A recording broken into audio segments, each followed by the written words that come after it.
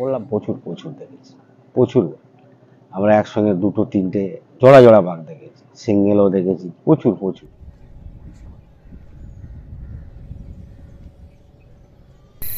কেমন আছেন আপনারা? আশা করি সকলেই ভালো আছেন। আজকে বিশেষ করে সুন্দরবন জঙ্গলের সুন্দরবনের কর্মরত সমস্ত অফিসারদেরকে নিয়েই ভয়ঙ্কর সমস্ত পরিস্থিতির অভিজ্ঞতা এই গোসবা টাইগার অফিস থেকেই তিনি তার হাতের স্টিয়ারিং নিয়ে বোট চালিয়ে অনেক পরিস্থিতির সম্মুখীন হয়েছেন। আর তাই বিশেষ করে সুন্দরবনের ব্যাঘ্র প্রকল্পের একজন বোট চালক তিনি তার অভিজ্ঞতার বিষয়ে শেয়ার করেছেন, আর আমরা তার কাছ থেকে শুনতে থাকব। এখানেই বসে তিনি অনেক পরিস্থিতির সম্মুখীন হয়েছেন এবং জঙ্গলের ভিতরে এগিয়ে গিয়েছেন। যাত্রা শুরু করেছিলেন ঠিক এই স্থান থেকে।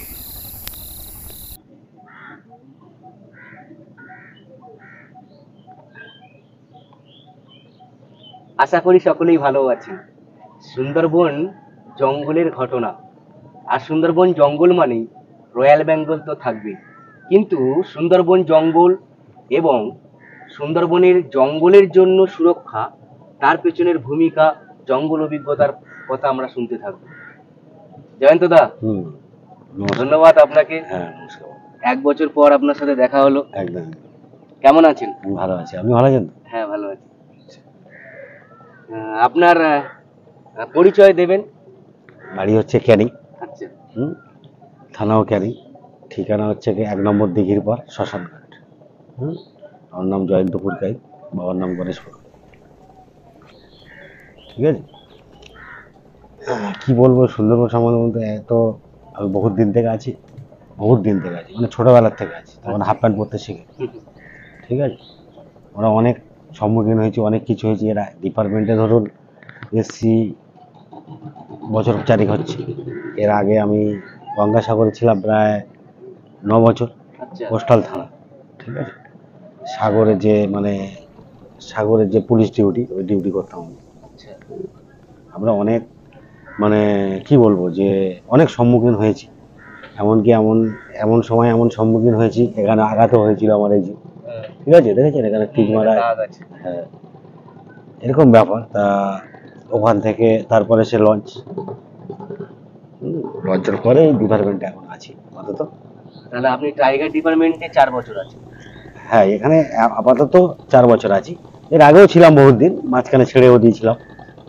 তাহলে সাগরের দিকেও আপনার লঞ্চ চালাবার বা পুলিশের সাথে ডিউটি করা, এই সমস্ত অভিজ্ঞতা সুন্দরবনের মধ্যে আপনার। তাহলে ছোটবেলা থেকেই আপনার জঙ্গলের এবং সুন্দরবনের যে সমস্ত বিষয়, সুন্দরবন সুরক্ষার পিছনে অফিসারদেরকে নিয়ে আসা, নিয়ে যাওয়া এবং সমস্ত কিছু কার্যক্রমে কিন্তু আপনার ভূমিকা। সে তো অবশ্যই আমাদের কম বেশি থাকবে, সাহেবদের নিয়ে যাওয়া না, এটা অবশ্যই থাকবে। বন্ধুরা, আপনারা দেখতে পাচ্ছেন আমরা গোসবা টাইগার ঘাটে এখন আছি। আর এই গোসবা টাইগার ঘাটের বিশেষভাবে যে টাইগারের বোট চালান জয়ন্তদা, আর আমরা বিশেষ করে শুনতে থাকবো দাদা, খুবই আগ্রহ যে আপনি জঙ্গলের থেকে এখান থেকে শুরু করে কোন কোন জঙ্গল, গভীর জঙ্গল বা ভয়ানক জঙ্গল বা জঙ্গল অভিজ্ঞতা আপনার, বা অফিসারদেরকে নিয়ে যাওয়া, নিয়ে আসা সমস্ত বিষয় বলছি। আর হচ্ছে যেমন ধরুন ডিপ ডিপ জঙ্গল আছে, চামটা আছে, বাঘমারা আছে, হরিণমারা আছে, কেদো আছে, আড়া আছে, এসব সব ভয়ঙ্কর জায়গা। ঠিক আছে। এসব আপনি কি বলবো, এসব জায়গা তো পারমিশন হয় না লোকালিটির জন্য। সব পারমিশন, ওসব জায়গায় না গেলে বুঝতে পারবেন যে কি পরিস্থিতি। এত সুন্দর সুন্দর খাল। যেমন রাজাখালি আছে, আপনার রাজাখালি হচ্ছে তালপাটি খালি, প্রচুর আছে, বুঝলেন তো? কত খাড়ির নাম বলবো, আর প্রচুর প্রচুর খাড়ি। সেসব খাড়ি কি বলবো, যদি আমরা বোট নিয়ে যখন প্রবেশ করি ওর ভিতরে, না, 2 সাইডে যে জঙ্গল আছে পুরো একদম বোটের সঙ্গে মিশে যায়, এরকম একটা পরিস্থিতি। আর বাঘ দেখাটা কি বলুন তো, বাঘ তো প্রচুর দেখেছি। আমরা যখন জঙ্গলে আমরা চিন্তা করি যাতে আমরা না দেখি, দেখে দেখে আর ভালো লাগে না, আচ্ছা। এত বাঘ দেখি প্রচুর। আমাদের তো মোমেন্ট হয় বাঘের সঙ্গে না প্রায় সময়, আমি যাচ্ছি দেখছি, হ্যাঁ প্রচুর প্রচুর, মানে সে বলে শেষ করা যাবে না। হ্যাঁ। যারা এই মাছ কাঁকড়া ধরতে যায় তারাও আরো জানে, তারা যাওয়ার আগে বলে যে যেন আমরা বড়বাবুকে দেখতে পাই। হ্যাঁ। তারা মানে আপনাদের হাত থেকে বাঁচতে চায়, হ্যাঁ ওই সমস্ত জায়গায় ওরা একদম একদম, প্রবেশ করে মাছ কাঁকড়া মানে চুরি করেই বলতে পারে। হ্যাঁ চুরি করে পাস তো অবশ্যই থাকে, যে কোনো চোরাই যায় সেগুলো ধরা পড়ে যায়, সবাই তো আর এ করে যায় না। চুরি করে যায় না, হ্যাঁ মানে পাস না নিয়ে যায় না। এবারে একটা পাশে হয়তো 2 3 জন 4 জন গেল, এরকম ব্যাপার থাকে সব। তাহলে দাদা আপনার কাছ থেকে শুনবো যে আপনি এখান থেকে যাওয়ার ক্ষেত্রে উম, যখন আপনি কতবার কুমির দেখেছেন বা কুমিরের অবস্থা বা আপনারা কুমিরের যে পরিষেবা বা কিভাবে ধরেছেন বা ছেড়েছেন সেই ভূমিটাকে মানে সেই বিষয়টাকে একটু যদি বলেন। কুমির দেখুন, কুমির তো প্রচুর ধরা ধরা হয়েছে আমাদের, কুমির গিয়ে লোকালিটি থেকে ধরে নিয়ে জঙ্গলে আমরা ছেড়ে দিয়ে আসি প্রচুর, সব কুমির বিশাল বড় বড় কুমির আছে। হ্যাঁ। হ্যাঁ এবার অভিজ্ঞতাটা বলতে কি, সেসব মানে ছবিটা না দেখলে কল্পনা করা যায় না যে কিভাবে ধরে কিভাবে ছাড়া হচ্ছে। হ্যাঁ সবই মানে সবকিছু সিস্টেমের মধ্যে, হ্যাঁ। সিস্টেমের বাইরে তো আর কিছু হয় না। হ্যাঁ, তো মেন ব্যাপারটা কি, যে না দেখেছে সে বিশ্বাস করবে, বিশ্বাস করুন। এটাই হচ্ছে main। তাহলে বড় বড় কুমির ধরে হুম সমস্ত কিছু করেছে। একদম এবারে আপনার কাছ থেকে শুনবো যে হরিণ বলুন বা শূকর বলুন বা অন্যান্য যে বন্যপ্রাণী সুন্দরবনের জঙ্গলে যখন দেখতে পেয়েছেন বা তাদের অবনতি বা তাদের পরিস্থিতি, তারা কিভাবে জীবন ধারণ করছে জঙ্গলের মধ্যে। দেখুন, ওদের আহার তো ওরা ঠিক জোগাড় করে নেবে, ঠিক আছে, যে যার আহার সেইটা ঠিক জোগাড় করে নেবে। পরিস্থিতি বলতে কি, মানে আমরা অ্যাভেলেবেলই সবসময় দেখি, হ্যাঁ। ঠিক আছে, দেখে দেখে আমাদের মোটামুটি একটা এসে গেছে যে আর ভালো লাগছে না, কত দেখবো, যে যার আহার সেই তার, ও বাঘও ওর আহার ও ঠিক জোগাড় করে নেবে, শোয়ার ও ওর আহার জোগাড় করে নেবে, হরিণের আহার, সবাই যে যার আহার সেই তার সব জোগাড় করে নেবে খাবার। আর বাঘ, ফিরে আসি সুন্দরবনের রয়্যাল বেঙ্গল বাঘ। আর বাঘ আপনি কতবার দেখেছেন? বাঘ বললাম প্রচুর প্রচুর দেখেছি, প্রচুর। আমরা একসঙ্গে 2 3টে জোড়া জোড়া বাঘ দেখেছি, সিঙ্গেলও দেখেছি, প্রচুর প্রচুর, মানে ওর হিসাব করলে অবন্তি হয়ে যাবে কত দেখেছি। কিন্তু মানে পরিস্থিতি কিন্তু যে মানে চোখে না দেখেছে সে বিশ্বাস করবে না। হুম। কারণ আমাদের দেখে দেখে আর ভালো লাগে না। হুম। প্রচুর প্রচুর বাঘ, যে কিভাবে এ করে কিভাবে যে ছাড়া হচ্ছে, কতটা ওর স্পিড আছে, গতি, হ্যাঁ। ও যখন ধারা ও ভয়ঙ্কর চিল্লানো, হ্যাঁ। ঠিক আছে, প্রচুর এ আছে। বাঘের এরকম ঘটনা। আচ্ছা, আপনি জঙ্গলের বিষয়টাকে জানতে চাইছি যে জঙ্গলের ভিতরে গিয়ে রান্না আপনারা কেমন করেন? রান্নার স্বাদ, রান্নার খাওয়া দাওয়া। আমাদের জঙ্গলে শোনো, জঙ্গলে রান্নার খাওয়া দাওয়া বলতে, জঙ্গলে তো সব নোনা মাছই, নদীর মাছ। খাওয়া দাওয়া বলতে মানে কি বলবো, যে নদীর আমরা যে মাছ খাই সব জ্যান্ত, কোনো বরফ ফরফ এসব কোনো ব্যাপার না, সব জ্যান্ত মাছ।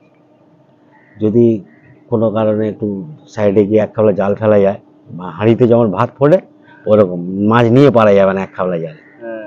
বড় নিলাম বেঁচে, ছোট গুলো আবার ছেড়ে দিই। সুন্দরবন তো হচ্ছে না মাছের খনি। মাছের খনি, মাছের অভাব নেই, মাছ খেয়ে খেয়ে আমাদের পুরো একদম, আমরা ওই মিষ্টি মাছ খেতে পারি না, নোনা মাছ খেয়ে খেয়ে এমন হয়ে গেছে। হ্যাঁ সব সময় মিষ্টি মাছ, মানে নোনা মাছ। জঙ্গলের যখন ভিতরের দিকে যাচ্ছেন, সেই সমস্ত গাছ যেগুলো পুরাতন পুরাতন গাছ, বড় বড় গাছ আছে, কিছু কিছু গাছের বৈচিত্র্য বা বৈশিষ্ট্যগুলোকে তুলতে পারেন। সেই গাছ কি বলুন তো, এমন এমন গাছ আছে জঙ্গলে, যে আপনি দুজন দুজন মিলে ইয়ে করে ধরা যাবে না, এত মোটা মোটা গাছ আছে। হ্যাঁ। আর জঙ্গলের ভিতরে এমন এমন সুন্দর সুন্দর ফুল গাছ আছে যা লোকালিটিতে নেই, এত সুন্দর সুন্দর ফুল গাছ আছে। ফুল গাছ আছে। হ্যাঁ মধুটা কিসের জন্য, ফুল গাছের জন্যই তো, ভালো সুন্দর ফুল, সমস্ত গাছে ফুল হয় আর ফুলগুলোও দেখতে কত সুন্দর। কত সুন্দর বিভিন্ন রকমের ফুল আছে যা লোকালিটিতে নেই সেসব ফুল, এরকম ব্যাপার আছে।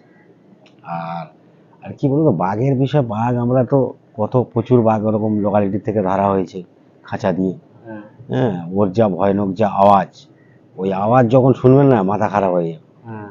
কি গর্জন দিয়ে উঠবে। তারপরে সব অফিসাররা আছে, স্যারেরা আছে, ওরাই সব কিছু কমপ্লিট করে, মেডিসিন দিয়ে করে দিয়ে মোটামুটি অসুস্থ করে, আবার ওকে খাঁচায় তুলে আবার ওকে সুস্থ করে, করে আবার গিয়ে আমরা গভীর জঙ্গলে এরকম নদীর চরে মানে সাইডে মাথা ভিড়িয়ে দিলাম, দিয়ে খাঁচা খুলে দিলাম, দিয়ে সব সামনের দিকে সব একটু আওয়াজ করলাম, 2-4টে চকলেট ফাটালাম। আর ওই যে যাবে যে দুর্গতিতে, হ্যাঁ, মানে ও এত সুন্দর জলে সুইমিং করে, মানে সাঁতার দেয়, হ্যাঁ একটা বোট অত জোরে যেতে পারবে না, হ্যাঁ একটা লঞ্চ ওর সঙ্গে সাঁতরাতে পারবে না। এত সুন্দর ছবি বেড়ে যাবে।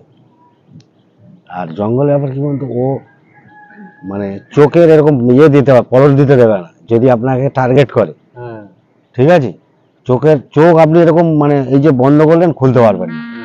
টার্গেট মানে ও ঠিক টার্গেট নিয়ে নেয়। হ্যাঁ সে আপনি 15 জন থাকুন, 20 জন থাকুন, কোনো অসুবিধা নেই। হ্যাঁ। ও যাকে টার্গেট করে তাকে তুলে এক নিমিষেই। এক নিমেষেই। কতবার এরকম ইয়ে হয়েছে। এই তো কিছুদিন আগে তো শুনলেন যে একটা কাঁকড়া নৌকো এরকম একটা অ্যাক্সিডেন্ট ঘটে গেছে, ওরা আবার গিয়ে ছাড়িয়ে নিয়েছে। ওটা কুলতলি থানায়। হ্যাঁ, ওটা কুলতলি থানা থেকে ওদের আরো নৌকা ছিল, কাঁকড়ার নৌকো, সবাই মিলে সহযোগিতা করে ছাড়িয়ে দিয়েছে। হ্যাঁ, এরকম পরিস্থিতি হয় আপনাদের তো উপস্থিত হতেই হয় একদম, অফিসারদের নিয়ে আমাদের বোর্ড নিয়ে তো অবশ্যই উপস্থিত হতেই হবে, যেতেই হবে, যেখানে হবে, সে রাত 12টা হোক, 1টা হোক, 2টো হোক।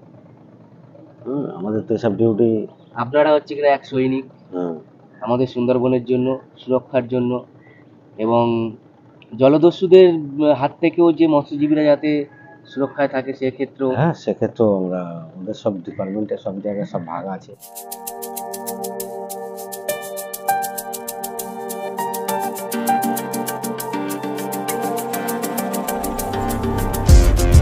বাবাই জানলা থেকে হরিণ দেখ।